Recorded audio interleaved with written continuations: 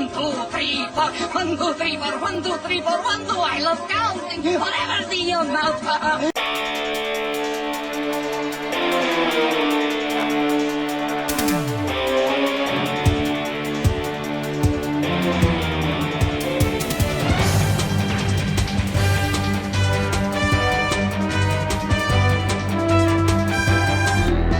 Hello everyone, Skippy here, and welcome to One Piece episode 956. Directed by Nanami Michibata from Tatsuya Nagamine and Ayakomaki's board, and supervised by Toshio Deguchi and Midori Matsuda.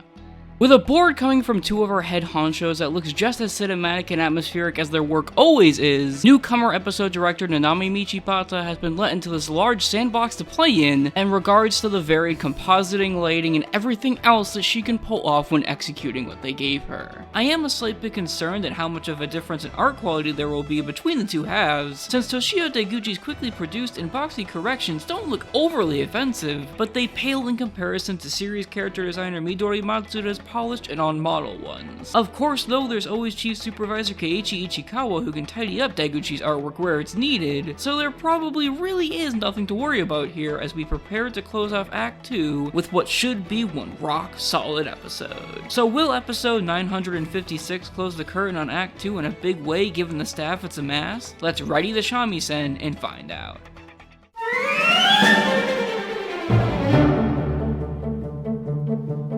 This episode covers the entirety of chapter 955, and pretty much is beat for beat what the manga was, with a few slight exceptions in terms of certain things being moved around ever so slightly, and the fact that there's some connective tissue in the form of news scenes that aren't overly long but bridge the gap all the same. And as to be expected from two of our series directors whose skills are truly amazing, it is all adapted exceptionally well for what is essentially just a dialogue episode, albeit a big one. There's just so much atmosphere within the Wano jungles that absolutely chews up the surrounding scenery, and it never feels disappointing for what the content is. Some people may take issue with the use of a sound effect popularized by the Super Saiyan Aura and DBZ being used when Zoro first uses Enma, but I didn't mind it whatsoever, and it only simply added to the already rock-solid experience and overall adaptation that this episode brought to the table. Quite like last week, it certainly isn't one for doing whatever they can to fillerize canon material like the past chunk of Wano, and that's definitely because the pacing itself is ramping up quite a bit. But the source material was still done the utmost justice in spite of that, and immerses us into yet another act's end with what they had, so there's absolutely nothing to complain about.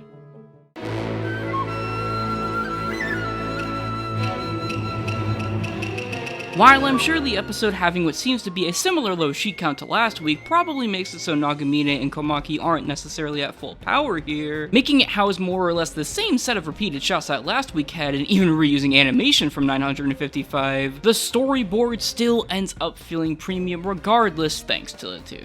Whether it be the depth of field, moving a number of characters across different layers, or just having an absolute blast with pure expressions, the storyboard here feels so tightly done and all sorts of lively, which Nanami Michibata executes damn near perfectly to give the episode that immersive feeling that it was made for. Shining absolute loads of scattered lighting and just more generalized lighting everywhere to make the setting breathe life into the art team's backgrounds and animators' drawings. And when Toshio Deguchi's art is actually not as bad as I was expecting it to be, with it delivering some of my absolute favorite faces in the episode, as well as Midori Matsuda's on-model corrections being as good and pleasantly round as ever, even if they just show up whenever and aren't divided out to a specific half, 956 is a pretty fun way to round off Act 2. Sure, the fact that it again has a low sheet count makes it so it isn't as good as it maybe could be, but it's 100% the superior Talking Heads episode because it got heavily creative when it needed to, which makes it some extremely worthwhile closure to this year-long chronicle. And while we'll be waiting 2 weeks this time due to the New Year's break for episode 957, it looks like it'll be damn well worth the wait. Because not only is assistant director Megumi Ishitani, who impressed everyone with Dragon Ball Super 131, returning to the episode director's chair once more and absolutely kicking ass in it, but the episode itself looks absurdly animated and even the smallest bits of character movement, on top of visceral corrections from Hirotaka Ito and Eisaku Inoue. Likely harboring the amount of sheets that were left out of the past 2 episodes, it looks as if this almost movie-like cutaway from the main story to what's going on in the outside world will be something to truly remember. Anyways guys, that's it for now. now I'm Skippy, and I'll see you all in 2 weeks for my most hotly anticipated episode in recent memory.